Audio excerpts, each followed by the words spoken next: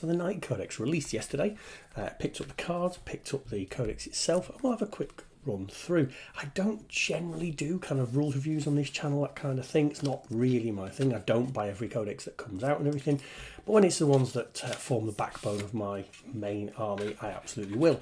And if you watch the channel over the last couple of years, yes, I may have dove into kind of some Space Marines and some other pieces like that, but generally Death Guard with flicking into Knights as allies has been the biggest kind of focus on the channel. I'm currently doing one of these, actually, a Knight Tyrant. We'll look at that later. So I bought the cards, not as big a pack as you'd get in other armies, quite sensibly I suppose, there isn't as many units. We'll put them to one side and we'll take a look at those later. So let's get into the actual Codex and have what will be a relatively quick flick through without a massive focus on rules.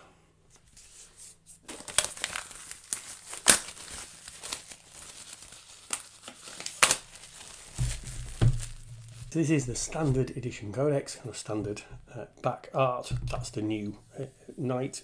Cannot remember the name. I did see it and thought, oh, that's nice. I'd pick one of those up, and actually chose not to. They did have them in stock when I went in. Just thought, no, I've got a couple of Knights on the go at the moment, which I'll show you shortly, and didn't really want to stick another one on the pile of shame. It doesn't really fit to what I'm currently doing with the army. So again, if you watch the channel, you'll know big focus on Death Guard, which I'm currently just undercoated a lot of new kit bashed Plague Marines, so it's a slight alteration using different body and big weapon, etc. So yeah, Death Guard main focus and the Knight Forces. So wanted to pick this one up. It's a fairly slim book, or feels a lot slimmer than some of the others, which I guess makes a lot of sense because there are less Knight models to talk about, I guess, and you know, that's what does form the bulk of a lot of the books. Really nice artwork, lots of different colour schemes, Chaos Knights, lots of background, and really can be worth picking up the books for that purpose. I know there's a lot of online sort of resources you can get, and you don't really need to get the codexes, I suppose, because you can get most of the information offline, and I do for some armies. But with the sort of core of my collection, I do like to have the actual books, and they are very nice. So Knight there destroying a Dreadnought, all very good. Talks about, obviously they were found, I imagine, through the Great Crusade, obviously discovered all the Knight worlds, and then some fell to chaos traditionally as we go. So lots and lots of background and artwork. Dreadblades. Now this is what I'm interested in, because obviously in the Knight Codexes before, it talks about how you can drop a Knight into your army, and that really is the plan. I'm currently putting together, I'll show it, this has been a very delayed one, it's been a real slow burn project for me, but a Knight Tyrant, and I kind of want this to go alongside my Death Guard, so I'm hoping when I get to the section of the book it's going to let me do it, and I'm fairly sure it will. Just realised the lighting is absolutely terrible on this. If I swing just a light in here, you might get a bit of a other idea, but check it out on Instagram, etc., and it will be coming on the channel soon, this Knight Tyrant that I have been kit bashing.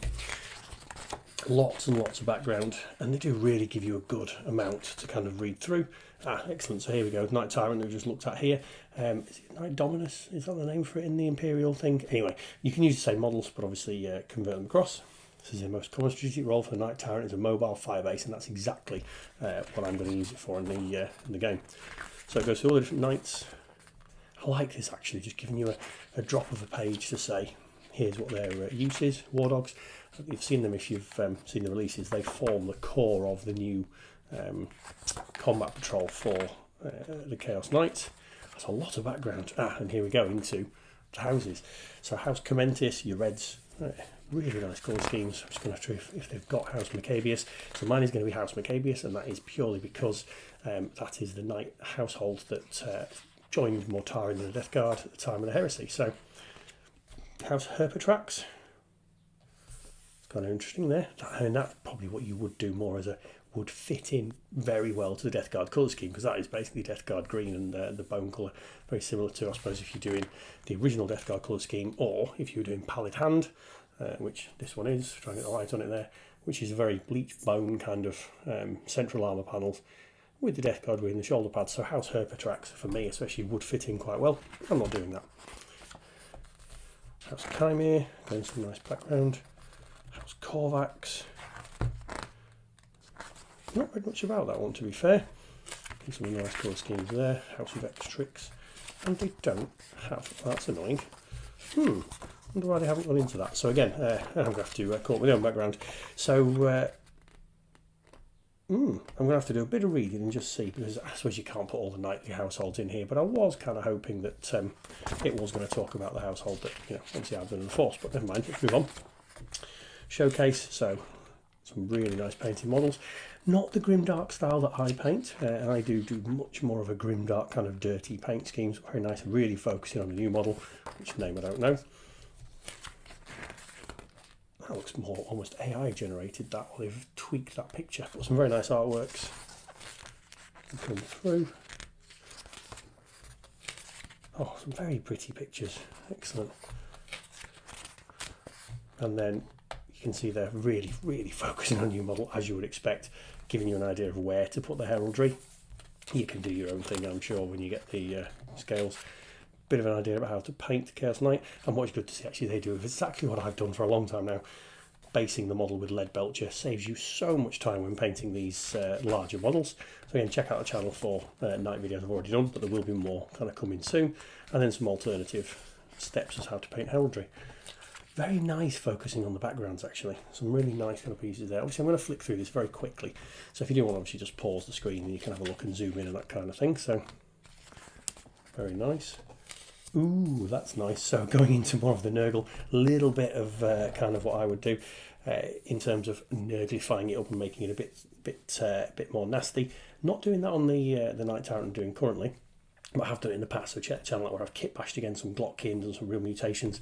But I like here the fact that this is normally more of a mechanical style kind of whip thing here, and someone's converted it to be more tentacly and holding aside. So very much going into sort of Nurglization scheme of this Knight Abominant here. So really good, I like that. And I like they're dropping that into the codexes now a bit more, rather than just giving you the here's the model. So yeah, nice bit of background artwork, and then into the forces of it. So Dreadblades. Yeah, if every model has the Chaos keyword, you can include either 1 Titanic Chaos Knight or up to 3 War Dogs in your army, even if you don't have the faction keyword. So that's exactly what I want to see, so that I know that I can do my Death Guard army and include the Knight Tyrant, because that's kind of what I wanted to do with my Death Guard force coming up. So good to see you can do that. Some Dread abilities. This is very similar to what comes in the original Codex, so that's pretty good. But yeah, if you're in faction Chaos Knights, each new for army with the ability gains dread abilities depending which are active for your army, so that's fine. And it try and work how it goes through there. In addition, start the 1st, 3rd and 5th battle rounds, you can either select one of the dread abilities or randomly select 2 dread abilities. So not something I'll be getting when I use them unless I put them together. And again, I do have a Knight army, so I could use them together, but I quite like that kind of thing. So it's good there, but I won't be using that if you take it as a dread blade. So there we go. And some different detachment rules. So the Traitoris lance, and again, I'm not going to go into massively what's in each of these detachments. There are YouTubers that do a far better job of that than me, but they're going to give you the different detachments: Traitoris, Infernal. I'm guessing that's going to be something more about Psychers, but let's see. Lords of Dread, Hound Pack Lance. That's got to be War Dogs. I'm assuming there's going to be lots of War Dogs. Yeah, once War Dogs single out a victim, they target it relentlessly. So very War Dog focused. That's it. So less kind of detachments than some of the books. Again, comparing it to the Death Guard, which I did a thing through recently, they had 6 detachments. So you've got 1, 2, 3, 4. But I guess again to be expected because there are a lot less models in it. So I suppose a lot less variety of how you're going to do it. So I'll just quickly flick through, and you can have a quick pause if you want to and look at those. Again, first look through. I don't get sent these in advance massively early. I just pick them up on a Saturday and have a quick flick through on a Sunday morning and probably observe and really get a sense of what the book is over the coming week or so. So if GW wants me to do a more thorough thing into it, or you guys do, pester Games Workshop for me. Right, now into the rules. So I'm going to really focus on the bits that make relevance to myself. So Knight Tyrant. Now I picked this to go over the Death Guard because of the rule about not being able to deep strike within 12 inches and really the power of some of the weaponry. So that still exists. Blasting and Corruption, enemy units that set up on the battlefield as reinforcements cannot be set up within 12 inches of this model, so that's quite good.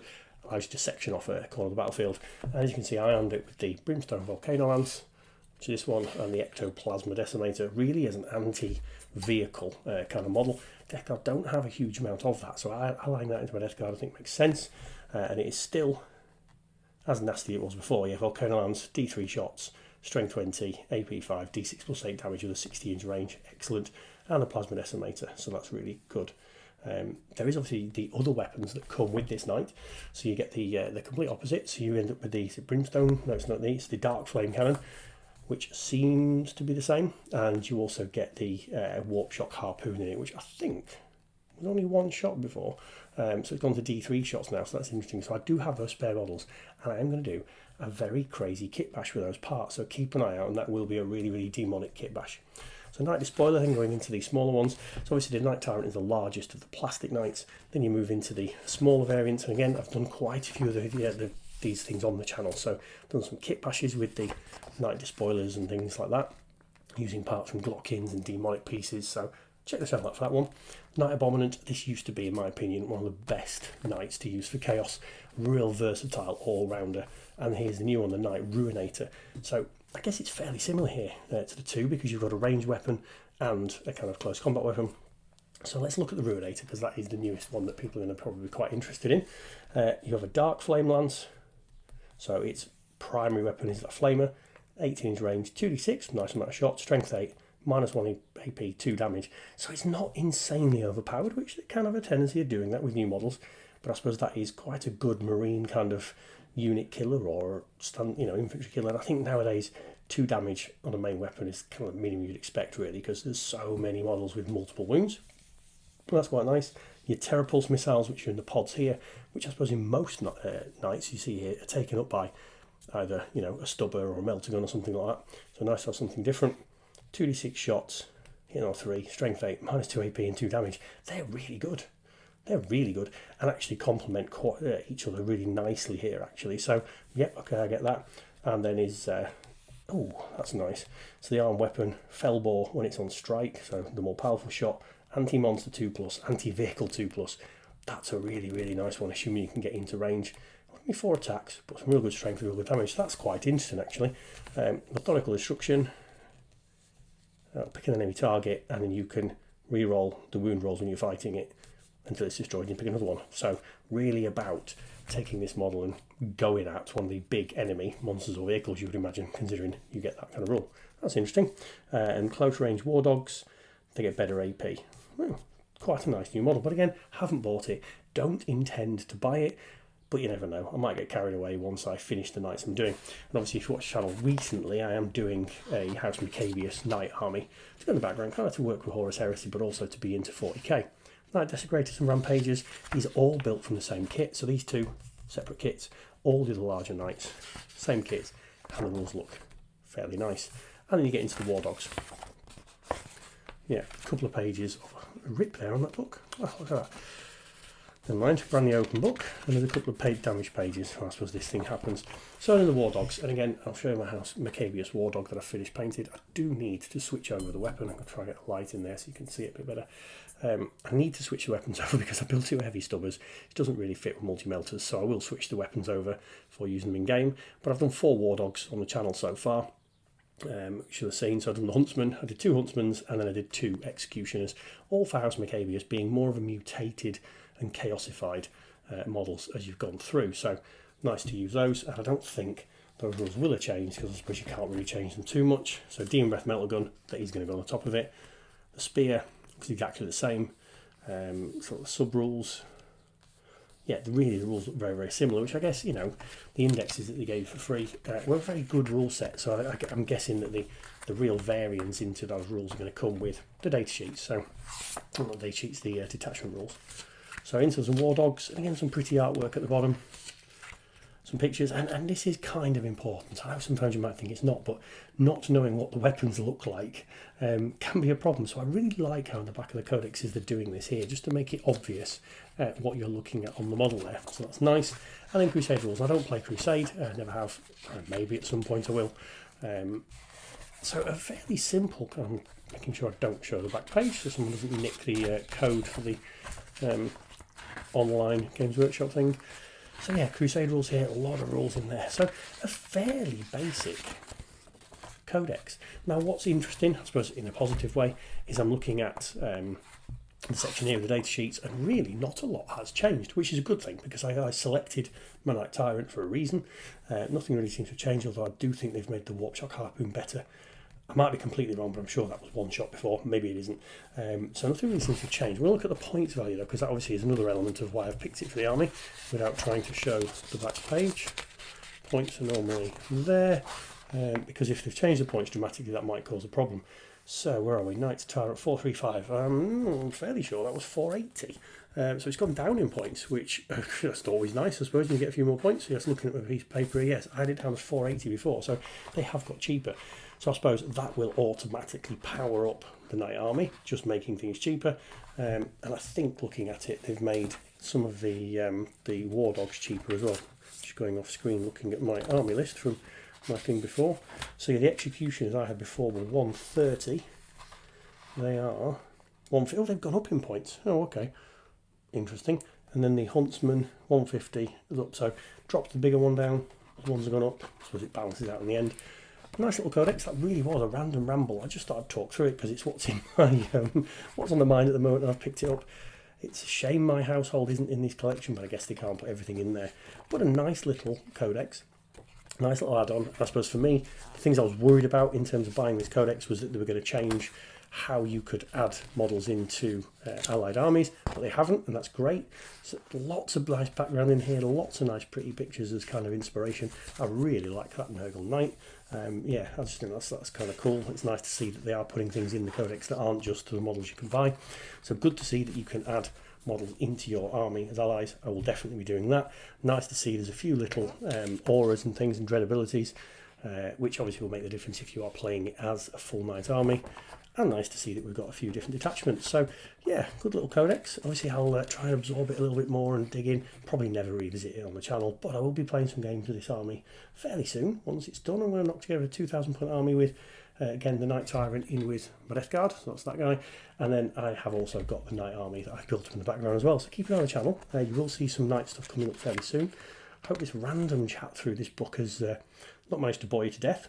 If it has, well, never mind, unsubscribe. If it hasn't bored you to death, drop some comments down below of what you'd kind of like to see on the channel next, what Knight you think I should do. If there's a piece you think, oh, I really wish you'd spoken about that Knight, I don't know what the rules are, but I'll flick back through anyway at some point and we shall see. Right, ramble over.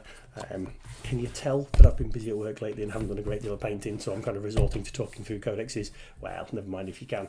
I promise to get back to making content, but genuinely it's an exciting codex that I was really looking forward to, so I thought it's worth talking through because it is going to be a backbone of my actual army. And then the cards. There we go, I didn't really talk through those, but what can you expect? Not a lot in the pack when you compare to some of the others that you get through. But yeah, really looking forward to using this guy, particularly in with a Death Guard. So yeah, gonna stop waffling now. Hope you enjoyed that. If you did, like, comment, subscribe, and I'll see you on another video.